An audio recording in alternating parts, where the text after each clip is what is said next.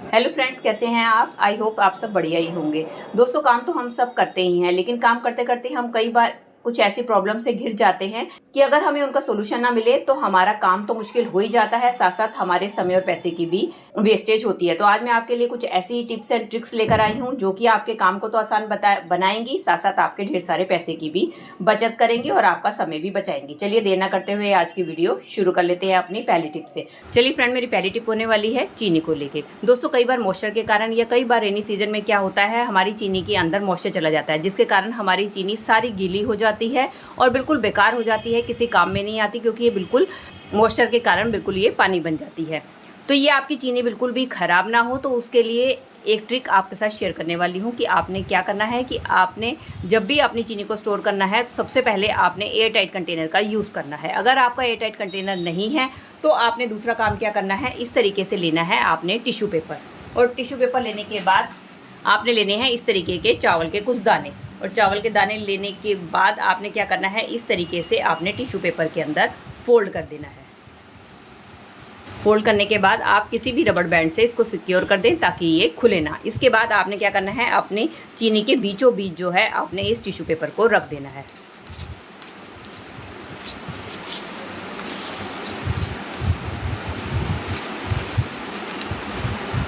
रखने के बाद आपने इस तरीके से अपनी चीनी को स्टोर करके रखना है। अगर आप इस तरीके से चीनी को स्टोर करके रखेंगी तो आपकी चीनी कभी भी मॉइस्चर के कारण ख़राब नहीं होगी।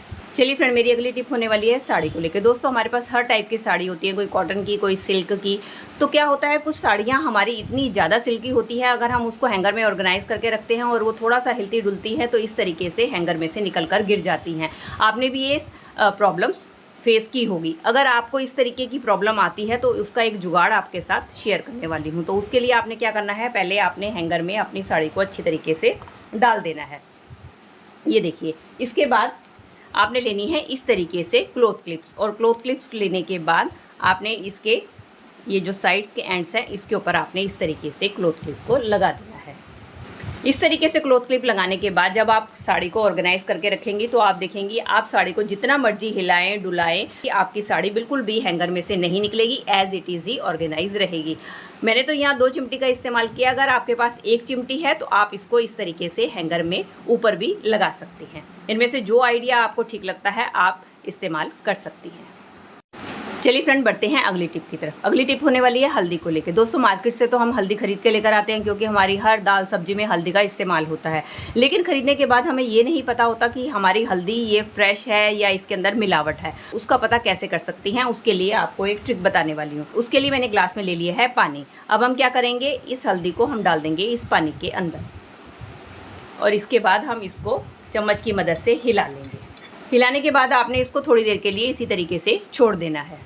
जो कि नकली हल्दी होगी वो आप देखेंगे कि जब आप उसको पानी के साथ मिलाएंगे तो ये पानी के साथ इसी तरीके से घुली रहेगी, बिल्कुल आपका पानी जो है पीला पीला रहेगा। लेकिन जो असली हल्दी है उसकी पहचान ये है कि जब आप इसको कुछ देर के लिए ऐसे ही छोड़ देंगे तो जो असली हल्दी है वो नीचे की तरफ जाके तले में आपके बैठ जाएगी, और ऊपर आपको जो पानी है वो बिल्कुल ट्रांसपेरेंट दिखाई देगा। उससे आपको पता चल जाएगा कि आपकी हल्दी असली है या नकली है। चलिए फ्रेंड, मेरी अगली टिप होने वाली है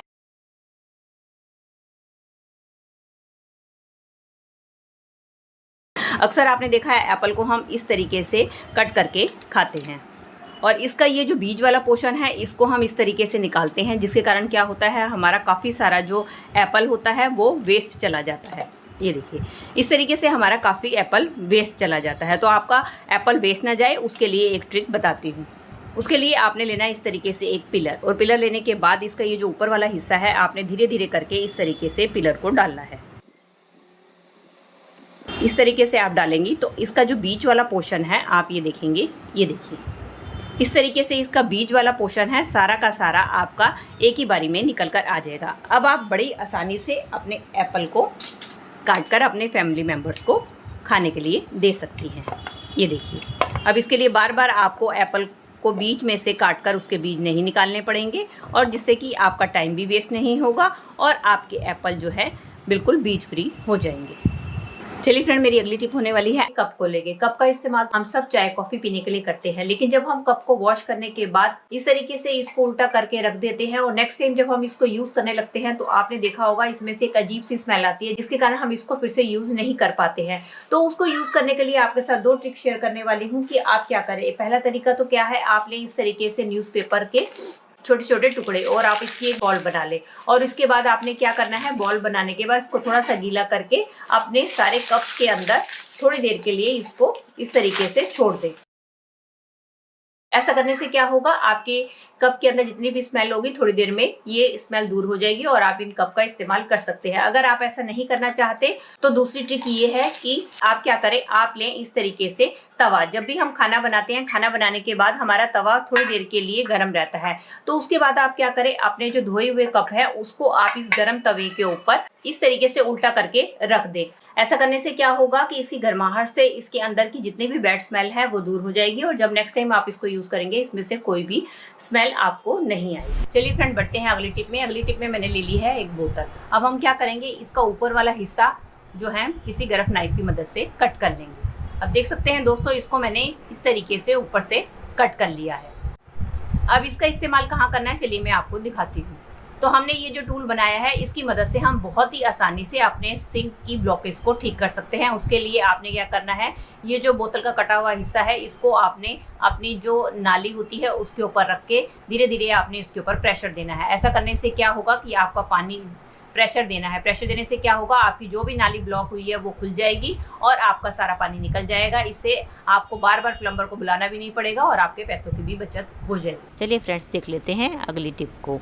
अगर आप भी बर्तन धोने के लिए मेरी तरह इस टाइप की टोकरी का इस्तेमाल करते हैं तो आपके सामने भी ये प्रॉब्लम ज़रूर आती होगी कि आपका जो पानी है इस टोकरी से जो निकलता है वो आपके स्लैब के ऊपर इकट्ठा हो जाता है, जिससे कि आपकी स्लैब जो है हमेशा गीली रहती है। उसके लिए आप क्या कर सकते हैं, कोई भी आपके घर पे जो ट्रे हो जो आप ख़राब हो या जो आप इस्तेमाल ना करते हो उसका इस्तेमाल कर सकते हैं।